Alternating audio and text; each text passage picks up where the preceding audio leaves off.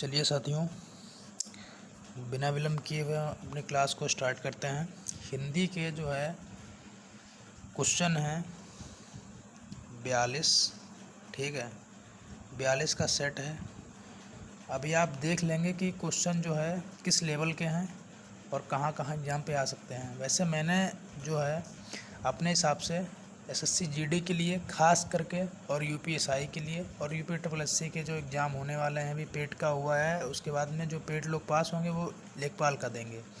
ठीक है, तो उन्हीं को देखते हुए बढ़िया से बढ़िया क्वेश्चन मैंने उठाया है और ऐसे ही सेट्स टॉपिक वाइज आपको डेली एक क्लास देखने को मिलेगी। ठीक है, तो बिना देर किए हुए स्टार्ट करते हैं अपनी वीडियो को।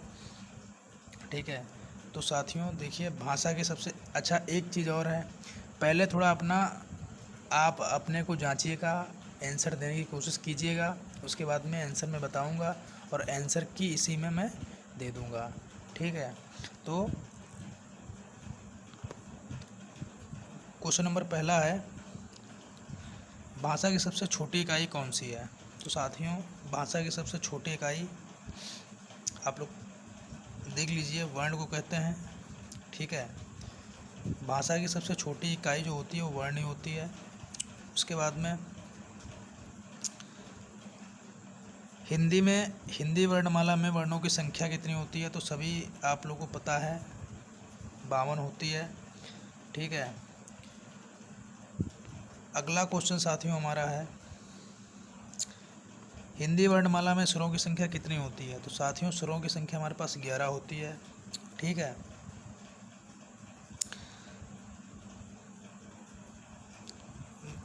स्वरों की संख्या हमारे पास 11 होती है और कुल स्वरों की संख्या हमारे पास हो जाती है 13, जिसमें 2 जुड़ जाते हैं अयोग्य वा। ठीक है, अंगा और आ, इनको मिला के। ठीक है, तो कुल मिला के अभी आप यहाँ पे यही देखिए कि स्वरों की संख्या कितनी है, 11 है। आगे मैं आपको बता दूंगा। ठीक है, स्वरों की संख्या कभी एग्ज़ाम में आए, स्वरों की संख्या कभी एग्ज़ाम में पूछे तो 11 और कुल पूछ ले तो 13। ठीक है, उसके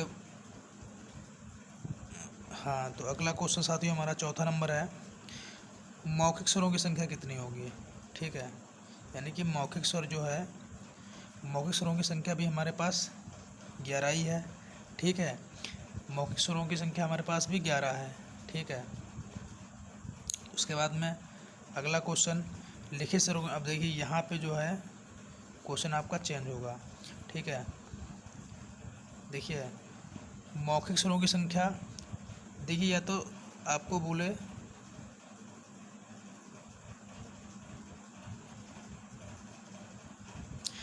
ठीक है, या तो आपको बोले स्वरों की संख्या, ठीक है, तो भी 11, और मौखिक बोल दे। ठीक है, एक मिनट थोड़ा रुकना।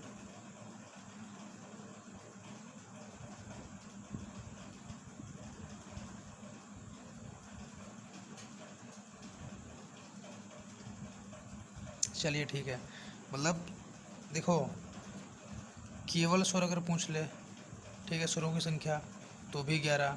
ठीक है, मौखिक पूछ ले तो भी 11, और यहाँ पे अगर आपसे लिखित पूछ ले कि लिखित स्वरों की संख्या कितनी है, लिखित, ठीक है, लिखित स्वर आपसे पूछ ले लिखित स्वर, ठीक है, और या तो आपसे पूछ ले कुल स्वर। ठीक है, तो इन दोनों का आंसर हो जाएगा 13। तो यहाँ पे लिखित स्वरों की संख्या पूछा है तब भी हो जाएगा 13। ठीक है, और मौखिक पूछेगा तब भी हो जाएगा 13। ठीक है, और उसके बाद में स्वरों की संख्या, ठीक है, देखिए मैं आपको बता रहा हूँ कि लिखित स्वर, ठीक है, देखिए जहाँ पे पूछ ले आपसे खाली स्वर, क्या पूछे,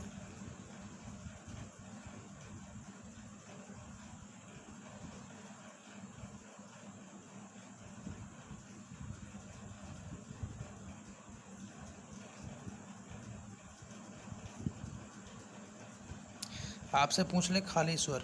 ठीक है, खाली खाली स्वर पूछ ले, ठीक है, और या तो मौखिक स्वर पूछ ले।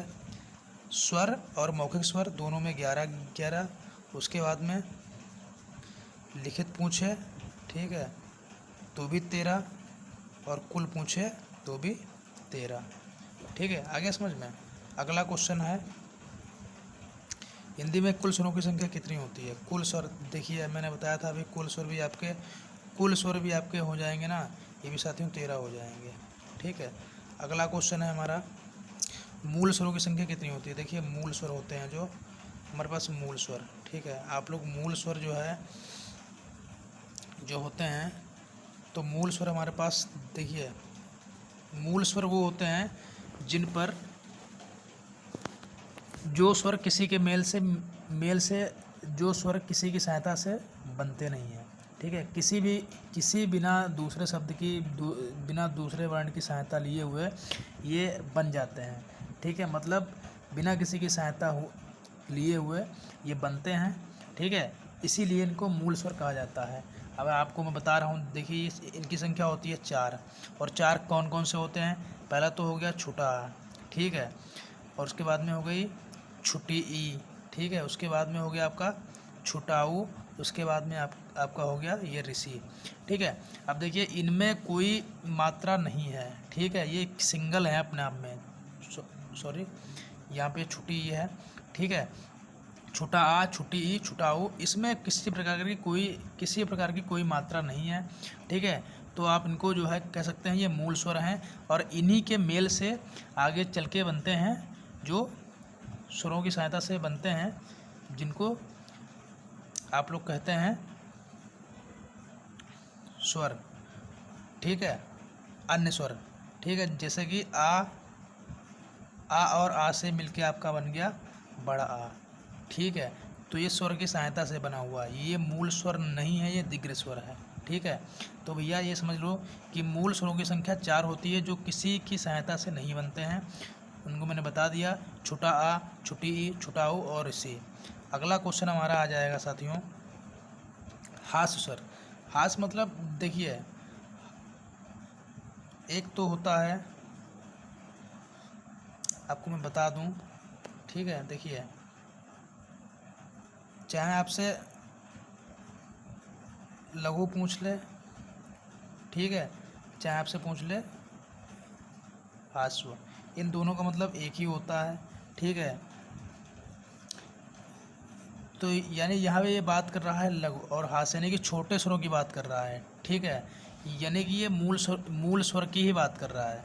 ठीक है, जो मैंने भी आपको बताया है उन्हीं की बात कर रहा है। हास्य यानी कि छोटे, लघु यानी हास्य या लघु। ठीक है, तो हमारे पास छोटे स्वरों की संख्या कितनी है जो बिना किसी की सहायता से बनते हैं? उनकी संख्या हमारे पास 4 ही है, मैंने भी को बताया 4 आपका आंसर हो जाएगा, इसमें भी 4। ठीक है, अगला क्वेश्चन है हमारा, हिंदी में दीर्घ स्वरों की संख्या कितनी होती है? दीर्घ। ठीक है, अभी मैंने बताया था दीर्घ स्वरों की संख्या।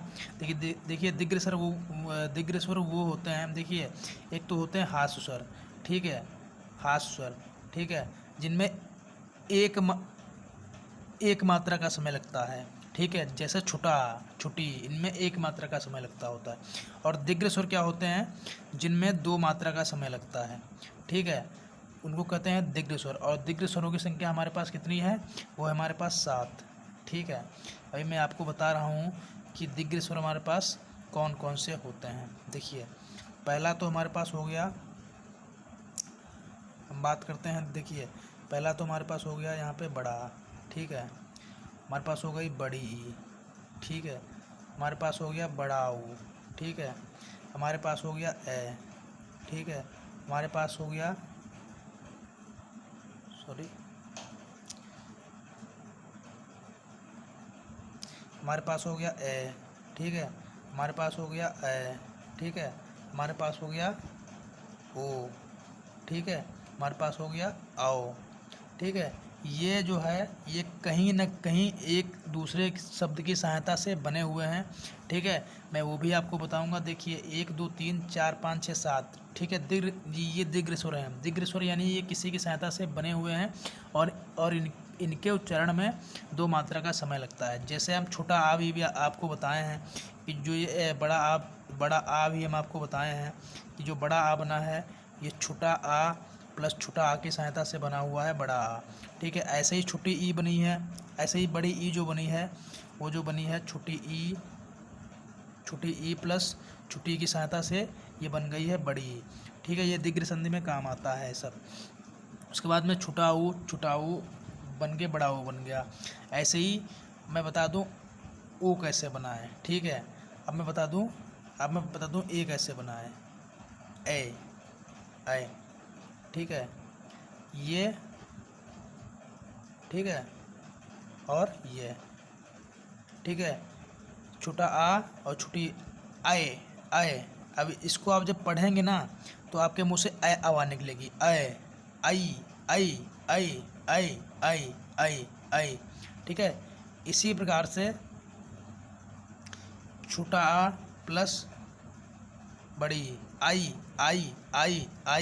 ठीक है, ये निकल रहा है मुंह से आवाज़। तो इसी प्रकार से आपका ओ जो बना है ओ। ठीक है, ओ तो आ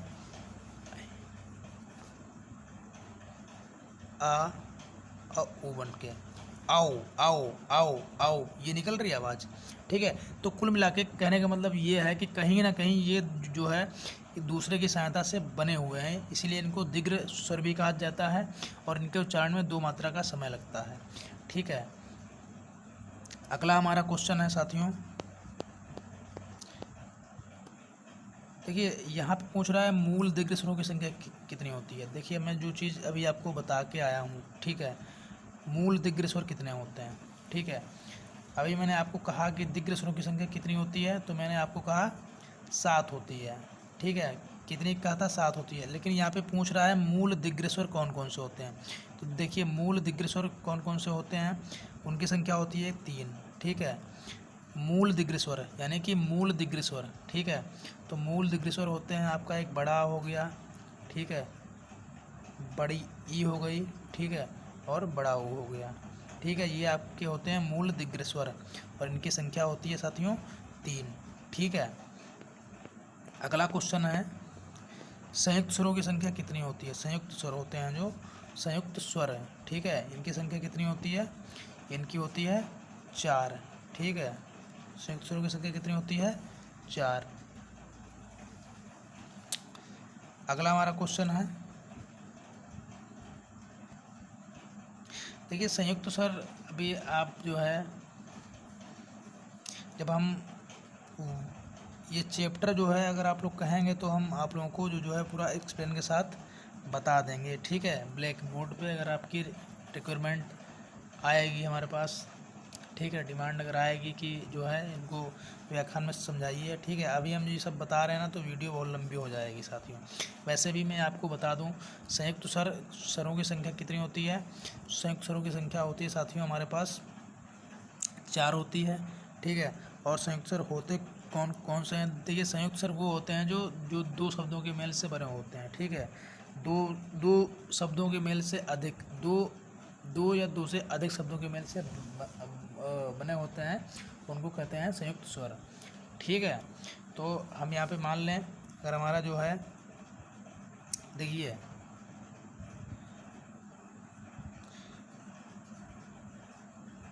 ओ है, ये भी बना हुआ है 2 स्वरों से। ठीक है, ए है, ये भी बना हुआ है। ठीक है, उसके बाद में हमारा औ है, ये भी बना हुआ है।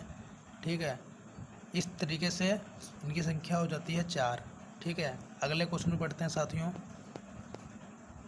मुखाकृत के आधार पर। ठीक है, मुखाकृत के आधार पर यानी कि मुख कैसे खुलता है उसके आधार पर, मुख की आकृति के आधार पर स्वरों के भेद कितने होते हैं। तो साथियों देखिए मुख की आकृति के आधार पर स्वरों के भेद होते हैं कितने पता है, मुख की आकृति के आधार पर स्वरों के भेद होते हैं 4। ठीक है, इसी में आप पढ़ेंगे। ठीक है, मुखाकृति यानी कि जो है मुख, जैसे कि मुँह जब आप खोलते हो तो गोल तो पूरा खुलता है, थोड़ा खुलता है, आधा गोल होता है, पूरा गोल होता है। ठीक है, इस तरीके से 4 प्रकार से, जैसे कि आपने बड़ा आ कहा तो मुँह पूरा खुल गया, छोटी ई का ई तो थोड़ा हाफ खुला, ऊ कहा तो पूरा गोल हो गया। इसी वही आधार ये पूछ रहा है। तो 4 प्रकार होते हैं उसके, ठीक है। अगला क्वेश्चन साथियों है हमारा जिह्वा के आधार पर, यानी कि जीभ अग्र भाग, पश्च भाग, मध्य भाग, ठीक है, इनके आधार पे स्वरों की संख्या कितनी होती है। तो साथियों जो है जिह्वा के आधार पर स्वरों की संख्या कितनी होती है। तो क्वेश्चन नंबर आपका 13 का आंसर हो जाएगा बी वाला, 3 प्रकार से, ठीक है। देखिए जिह्वा के आधार पर होता है अग्रभाग, ठीक है, अग्र, उसके भाग में होता है पश्च भाग, पश्चोभाग, ठीक है, और उसके बाद में होता है मध्य भाग, ठीक है।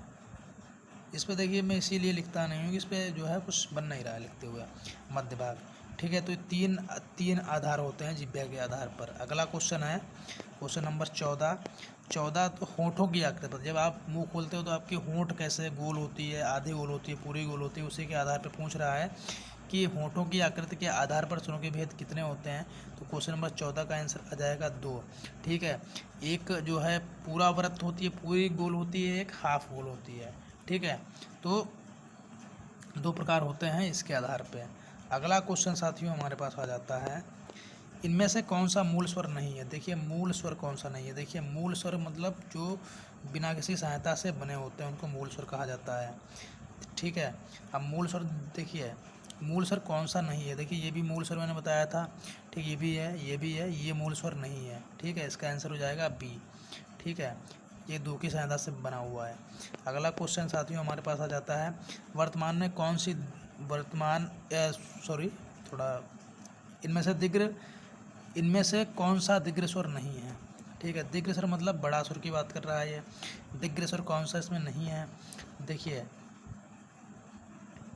ये तो दीर्घ स्वर ही है, ठीक है, ये भी दीर्घ ही है, 2 आपने छांट लिया, ये दीर्घ हो गया, और ये भी आपका दीर्घ स्वर है। कौन सा, नीचे वो दिखाई नहीं पड़ रहा है, ये भी दीर्घ स्वर है, ये बड़ा हो।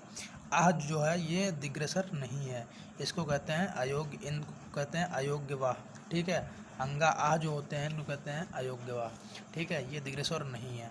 अगला क्वेश्चन 16 कंप्लीट हो गया है। 17 नंबर क्वेश्चन है, इनमें से कौन सा पश्च स्वर है, यानी कि जिह्वा के आधार पर पूछ रहा है इनमें से कौन सा पश्च स्वर है।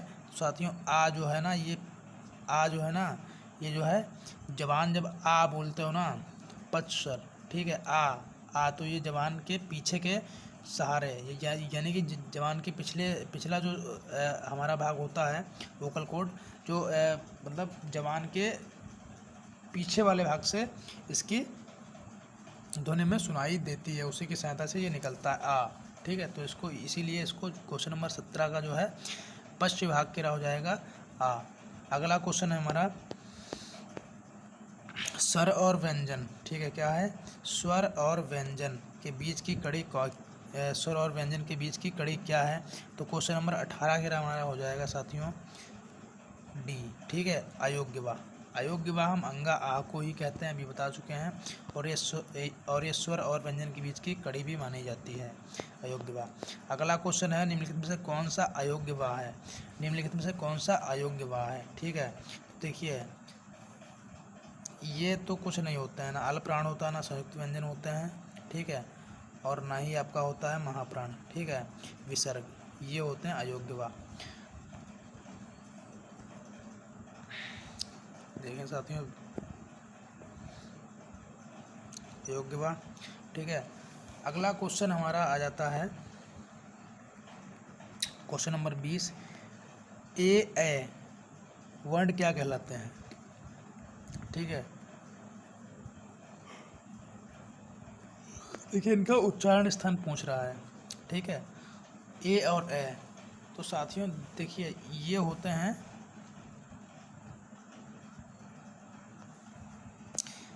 आपने जब पढ़ा होगा,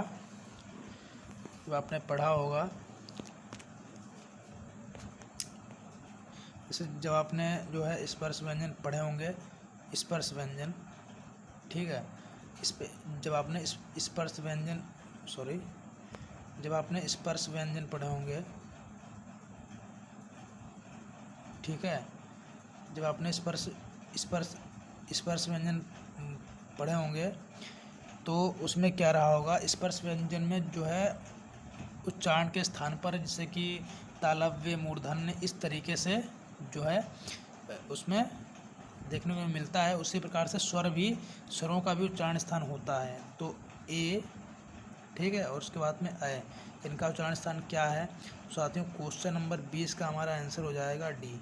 ठीक है, ये कंठ तालव्य होते हैं। ठीक है, इनको कहते हैं कंठ तालव्य। ठीक है, अब इनको कंठ तालव्य क्यों कहते हैं? इसका सबसे बड़ा जो है मतलब ये है, देखिए जो हमारा छोटा आ होता है ये हमारा होता है कंठ से। ठीक है, उसके बाद में जो छोटी ई होती है ना, ये हमारी होती है, इसको ये कंठ से निकलती है, तालु से निकलता है। ठीक है, तो आई, ये मिलके बन जाता है ए। ठीक है, इसीलिए इसको कंठ और तालु, इनको दोनों को मिला के कहते हैं कंठ तालव्य। ठीक है, अगला क्वेश्चन हमारा है, इनमें से ऋषि का उच्चारण स्थान है। ठीक है, देखिए ऋषि का जो है मूर्धन्य होता है। 21 केरा आपका हो जाएगा डी वाला। अगला क्वेश्चन हमारा साथियों है, इनमें आगात स्वर कौन है? आगात स्वर, देखिए आगत स्वर, यानी कि आगत स्वर ये वो होते हैं जो हमारे जो है वर्णमाला के शब्द तो वो नहीं है, लेकिन उनको बाहर से किसी दूसरी भाषा से अपनाया गया है। ठीक है, तो ये तो हमारे वर्णमाला के ही शब्द हैं, और ये हमारा जो है ये जिसको हम डॉक्टर लिखने में यूज़ करते हैं, चंद्रबिंदी नहीं लगाते हैं, लेकिन कुछ इस तरीके से लिखा होता है डॉक्टर ऐसे, तो ये वाला आगत ध्वनि है हमारी। ठीक है, आगत स्वर है। ठीक है, इसका आपका 22 का आंसर हो जाएगा साथियों हमारा सी वाला। अगला क्वेश्चन है हमारा, इनमें से किसका उच्चारण चिन्ह, इनमें से किसका उच्चारण जिह्वा के अग्रभाग से नहीं होता है? देखिए 30 नंबर का जो है आपका हो जाएगा, इनका भी अग्रभाग से होता है, इसका अग्रभाग से होता है, इसका अग्रभाग से होता है, इसका जो है अग्रभाग से नहीं होता है। ठीक है, वो वाला आंसर हो जाएगा। अगला क्वेश्चन है, इनमें से कंठ और ओष्ठ से उच्चारित होने वाले वर्ण, कंठ और ओंठ, यानी कि कंठोष्ठ की, यानी कि कंठ और होंठ से। ठीक है, तो कंठ से, कंठ और ओष्ठ, देखिए अब मैं बात बता रहा हूँ आपको कि ये आखिर कहना क्या चाह रहा है, कंठ से और ओष्ठ से। देखिए कंठ तो हमारा होता है आ, ठीक है, और ओष्ठ हमारा होता है ऊ। ठीक है, औ औ। ठीक है, फिर यहाँ पे हमारे पास आ जाएगा, देखिए छोटा आ ले लिया हमने कंठ वाला, और छोटा ऊ ले लिया। ठीक है, ये मिलके बन गया हमारे पास का, औ आओ आओ। ठीक है, फिर हमने बड़ा ले लिया, उसके बाद में बड़ा ऊ ले लिया। ठीक है, तो ये हमारे पास बन गया औ, आओ आओ आओ आओ आओ। तो ये कंठ, और ये हमारा जो है ओष्ठ से, जब ऊ बोलोगे तो आपके होंठ गोल होंगे, ऊ छोटा ऊ बड़ा ऊ, ये ओष्ठ है, ये कंठ है, तो इसीलिए इनको दोनों को मिला के बोलते हैं कंठोष्ठ। तो ये आपके ओ और अ हो जाएंगे। अगला क्वेश्चन साथियों हमारा है, ओईम किस स्वर का उच्चारण है? देखिए ओईम, देखिए ये देखो, ये तो ना ही हास्य यानी कि ना ही ये लघु का है, हास्य का मतलब होता है लघु यानी कि छोटा, ना ही ये इसका है, ना ये दिक्र का है, और आपका ये प्लुप्त स्वर का है। 25 नंबर क्वेश्चन गिरा, ये सी हो जाएगा। और ये क्यों है? देखिए प्लुप्त स्वर जो होते हैं, प्लुप्त, ये जो प्लुप्त की बात कर रहा है ना, प्लुप्त हमेशा किसी को पुकारने के जो है उद्देश्य से इसका प्रयोग किया जाता है। जैसे कि इसमें जो है इसका सिंबल ये होता है एस एस। ठीक है, जैसे किसी का नाम है राम, तो राम को अगर कोई बुला रहा है राम करके, ठीक है, तो ऐसे तो नहीं बुलाएगा कि राम, तो जब बुलाता है तो उसके मुंह से थोड़ी लंबी आवाज़ निकलती है, जैसे राम, इस तरीके से, तो इसी के आगे ऐसे लगा देते हैं। ठीक है, तो ये वही है ओइम ओइम ओइम, वही ये लिखा हुआ है क्वेश्चन नंबर 25। ठीक है, तो ये इसका हो गया ये प्लुप्त स्वर, किसी को पुकारने के उद्देश्य से इसका प्रयोग किया जाता है। अगला क्वेश्चन साथियों हमारा हो जाता है, इनमें से अर्धचंद्र, इनमें से अध, क्या नंबर है? Question number 26। इनमें से अर्ध चंद्रल वाला शब्द कौन सा है? मतलब आधा चांद वाला शब्द इसमें कौन सा है? ठीक है, एक तो ये पूरा चांद होता है, ठीक है, ये अर्धचंद्रल, थोड़ा गलत शायद मिसप्रिंट है ये। ठीक है, तो यही वाला है आपका डॉक्टर वाला 26 का ए। अगला क्वेश्चन हमारा साथियों हो जाएगा 27 का, कौन स्वर नहीं है? कौन स्वर नहीं है? तो साथियों कौन स्वर नहीं है, देखिए भाई तो सभी को पता है कि ये सारे स्वर हैं, आ उ ए, बा नहीं है, ये व्यंजन है, ठीक है। उसके बाद में वर्णमाला किसे कहते हैं? तो वर्णमाला, देखिए वर्णमाला कहते हैं, आप शब्दों के समूह को तो भूलेंगे नहीं, वर्णमाला उसी को बोलते हैं, इसमें वर्ण अक्षर होते हैं, छोटा बड़ा छोटी बड़ी, ठीक है। वर्णों के व्यवस्थित समूह को वर्णमाला कहा जाता है, ठीक है। तो इस यहाँ पे देखिए ये शब्द वाला तो होगा नहीं, शब्द करना भी नहीं होगा, वर्ण समूह को एक ये देख लें, और व्यवस्थित वर्ण समूह को, ये वाला एकदम करेक्ट होगा, 28 के राय डी वाला, ठीक है, तीनों गलत हो जाएंगे। अगला क्वेश्चन हमारा हो जाएगा, इनमें से ओ का उच्चारण स्थान कौन सा है? अभी मैंने बताया है कि ओ जो है कंठोष्ठ है, 29 के राय आपका हो जाएगा डी। अगला क्वेश्चन है, स्वर ध्वनि के प्रकार क्या हैं? ठीक है, स्वर ध्वनि, देखिए स्वर ध्वनि जो होती है, स्वर ध्वनि जो होती है साथियों, स्वर ध्वनि, ठीक है। तो ये स्वर ध्वनि जो होती है ये दीर्घ भी होती है, प्लुप्त भी होती है और हास्य, यानी कि उपरोक्त तीनों होती हैं, ठीक है। अगला क्वेश्चन हमारे पास आ जाएगा, निम्नलिखित में से कौन सा संवृत, यानी कि संवृत क्या मतलब होते हैं? पूरा खुला हुआ, ठीक है। तो कौन सा संवृत है? 31 का आपका आंसर हो जाएगा सी। मतलब ये संवृत, देखिए संवृत हो गया, विव्रत हो गया, ये सब जो है ये उच्चारण स्थान होते हैं, उच्चारण के स्थान पे, मतलब ये सब इनके स्थान होते हैं, यानी कि ये जो है संवृत में कौन कौन से शब्द आते हैं? तो ई जो है ये थोड़ा पूरा मुंह खुलने से थोड़ा कम खुलता है, उसी को संवृत कहा जाता है। तो आ बोलोगे तो पूरा मुंह खुलेगा, औ बोलोगे तो मुंह गोल हो जाएगा, ए बोलोगे तो मुंह थोड़ा ज़्यादा खुलेगा, ई बोलोगे तो मुंह बहुत कम खुलेगा, ठीक है। तो इसका ई आंसर हो जाएगा। अगला क्वेश्चन है हमारे पास, हिंदी वर्णमाला में अयोग्यवा वर्ण कौन से हैं? अयोग्यवा, अभी कई बार मैंने कहा है कि अंगा और आ अयोग्यवा होते हैं, ठीक। क्वेश्चन नंबर 32 हो गया। अगला क्वेश्चन साथियों हमारे पास आ जाता है कि निम्नलिखित में से कौन सा स्वर नहीं है? देखिए स्वर नहीं है कौन सा, ये चीज़ तो आपको सभी को पता होनी चाहिए कि आ ए सब स्वर हैं, ये नहीं है, ये जो है ये स्वर नहीं है, ये व्यंजन है, ठीक है। और ये चावर का पंचमा अक्षर है, ठीक है, चावर का पंचमा अक्षर है। अगला क्वेश्चन है, मौखिक भाषा का मूल आधार क्या है? ठीक है, मौखिक भाषा का मूल आधार, भैया अब बताओ ऐसा क्वेश्चन, मौखिक भाषा का मूल आधार क्या है, बताइए। मौखिक भाषा जब आदमी बोलता है, जब मुंह से बोलता है तो उसके मुंह से ध्वनि निकलती है ना, तो इसका जो है मूल आधार हो जाएगा ध्वनि, ठीक है, वर्ण कुछ नहीं होगा। अगला क्वेश्चन है हमारा, लिखित भाषा की लघुत्तम इकाई क्या है? लिखित भाषा की सबसे छोटी इकाई क्या है? तो जब आप कोई शब्द लिखते हो, कुछ भी लिखते हो, तो आप कहाँ से लिखना स्टार्ट करते हो? वर्ण से ही स्टार्ट करते हो ना, छोटा बड़ा को मिला के शब्द बनते हैं ना, तो वर्ण इसका आंसर हो जाएगा। अगला क्वेश्चन साथियों हमारे पास है, जिन स्वरों के उच्चारण में 2 मात्रा का समय लगता है या हस्व से दोगुना समय लगता है, उन्हें क्या कहते हैं? अभी मैंने साथियों आप लोग को बताया है कि जो है देखिए 2 मात्रा का समय लगता है, उनको दिग्र या गुरु कहते हैं, ठीक है। तो ये जो है दिग्र हो या गुरु हो, बात एक ही होता है, दिग्र कहते हैं इसको। अगला क्वेश्चन है हमारा क्वेश्चन नंबर 37, जिन स्वरों के उच्चारण स्थान में 3 मात्रा का समय लगता है, उन्हें कहते हैं प्लुप्त, ठीक है। 37 के आपका हो जाएगा प्लुप्त, ठीक है। मैंने बताया है कि किसी को पुकारने के उद्देश्य से इसका प्रयोग किया जाता है। अगला क्वेश्चन है, निम्नलिखित में से कौन सा शब्द स्वर का वर्गीकरण नहीं है? स्वर का निम्नलिखित में से कौन सा जो है शब्द है जो स्वर का वर्गीकरण नहीं है? ठीक है, प्लुप्त भी स्वर में ही, हस्त स्वर में ही, संयुक्त स्वर में, लेकिन द्वित्व ये स्वर में नहीं आते हैं। द्वित्व का मतलब ये होता है, कोई जब शब्द लिखते हो तो उसमें 2 शब्द 1.5 शब्द आते हैं, एक आधा आता है, एक पूरा आता है। जैसे अगर हमने दिल्ली लिखा, ठीक है, तो दिल्ली में जो है पहले ये आधा ला फिर पूरा ला, ठीक है, इसी को कहते हैं द्वित्व। आप दो से इसका भी अनुमान लगा सकते हो, ठीक है, एक ही शब्द दो बार एकदम बगल बगल में आया हो, दिल्ली हो गया।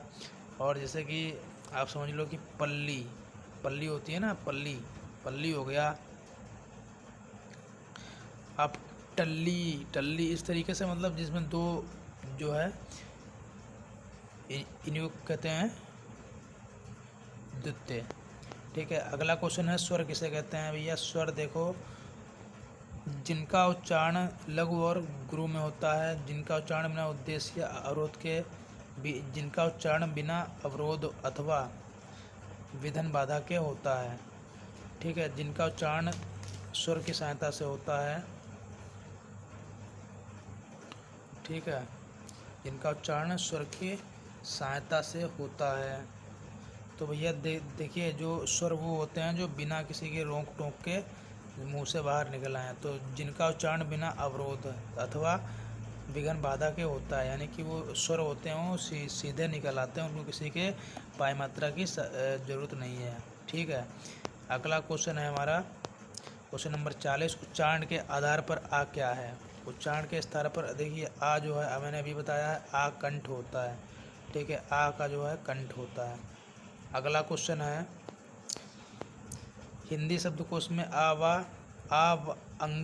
व आह किस वर्ण के साथ आएगा। अंगा व आह किस वर्ण के साथ आएगा। तो भैया जो है अंगा आ जो है ये ए के साथ आएंगे भैया, ठीक है, ए के साथ आपके ये आएंगे। अगला क्वेश्चन है साथियों, अच्छा हाँ, ये क्वेश्चन में पढ़ाने से पहले बता दूं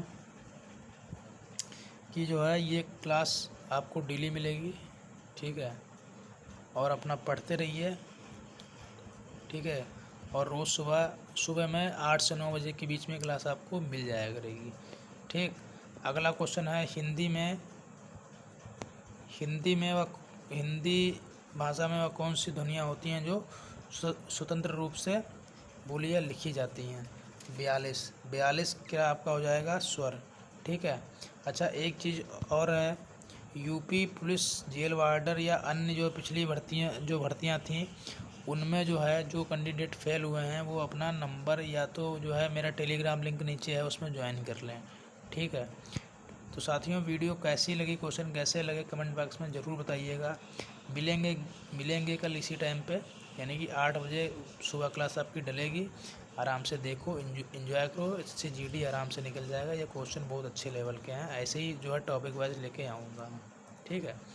ठीक है साथियों, जय हिंद जय भारत।